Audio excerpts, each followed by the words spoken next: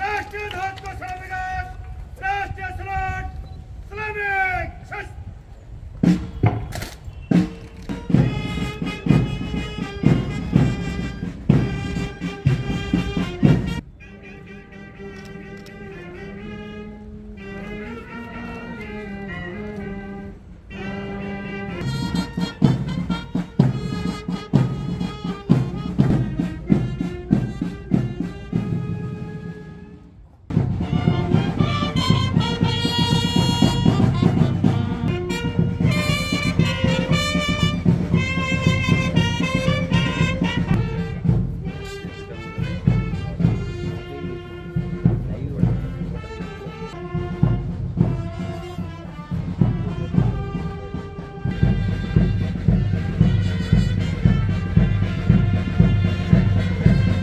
स्वच्छता केली, काय प्रतिक्रिया आहे? मराठवाडा मुक्ती संग्राम दिनाच्या निमित्ताने आज सर्वांना मी मनापासून खूप खूप शुभेच्छा या ठिकाणी देतो।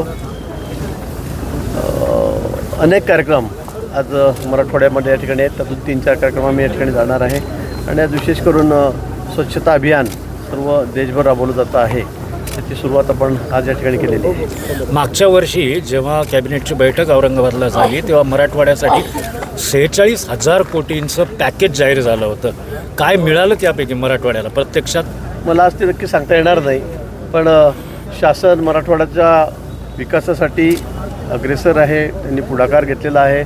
मला वाटतं अनेक कामं, आता आपण सिंचनाची कामं मी माझ्या भाषणात ज्याचा उल्लेख केला ती या ठिकाणी हाती घेण्यात आलेली आहे। रस्ते असतील, पाणी असेल, वीज असेल, या सगळ्याच कामाच्या संदर्भामध्ये इन्फ्रास्ट्रक्चर असेल, औद्योगिकरण असेल, या सर्वांच्या बाबतीमध्ये राज्य शासन असेल, केंद्र शासन असेल, अतिशय आग्रही आहे आणि त्यांनी पुढाकारही घेतलेला आहे आणि मला वाटतं ती कामं टप्प्याटप्प्याने सुरू आहेत। आता अतिवृष्टीची मदत शेतकऱ्यांना कधी मिळणार आहे? पुन्हा एकदा अतिवृष्टीचा इशारा दिलेला आहे अजून नाही, जे पंचनामे झाले त्यांची मदत शेतकऱ्यांपर्यंत पोहोचते। आता मी सांगितलं की जवळपास 450 कोटी रुपये शेतकऱ्यांना त्या ठिकाणी मदत यावर्षी आम्ही दिलेली आहे, त्यांच्या खात्यामध्ये ते पैसे पोहोचलेले आहेत।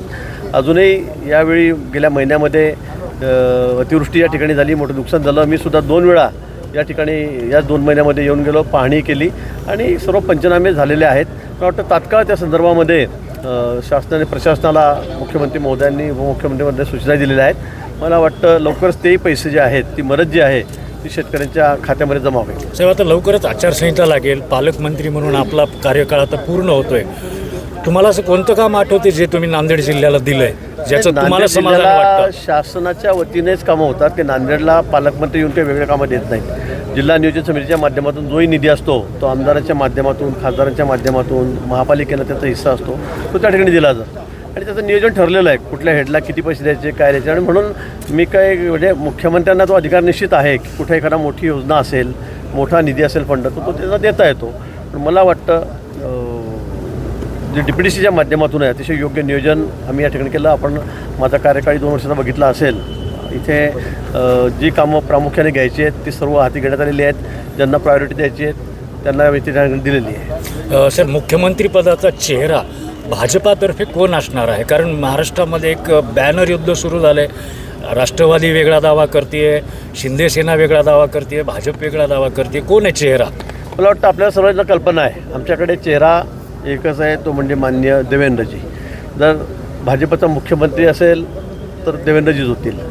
या उपरही पक्षश्रेष्ठींना सर्व अधिकार आहेत, आमच्याकडे आम्हाला काही अधिकार नाही, पण आमच्या मनातला मुख्यमंत्री राज्यात आहे भाजपचा असेल तर ते देवेंद्रजीच आहे। नांदेड जिल्ह्यामध्ये काही लोक साथ सोडणार आहेत अशी चर्चा आहे। मला नाही वाटत अशी कोणी सार्वजनिक सोडणार आहे। आपण चर्चा उपस्थित करताय। प्रताप पाटलांबद्दल काय मत आहे आपलं? प्रताप पाटील पक्षासोबत आहेत, पक्षासोबतच आहेत। आणि खंबीरपणे आहेत. नाही, राम आपल्याला- पाटलांनी काल दावा केलाय आता लोकसभेवर. काय राम पाटलांनी एक बैठक बघा, घेतली आता निष्ठावंतांची. आता विधानसभेच्या निवडणुका समोर आहेत. दावा सगळेच करतील. एकेका जागेवर 5-5, 7-7 जण दावा करतायत. सगळीकडे महाराष्ट्रभर आहेत. पण शेवटी पक्षश्रेष्ठी ठरतील. तो निर्णय होईल, अंतिम होईल.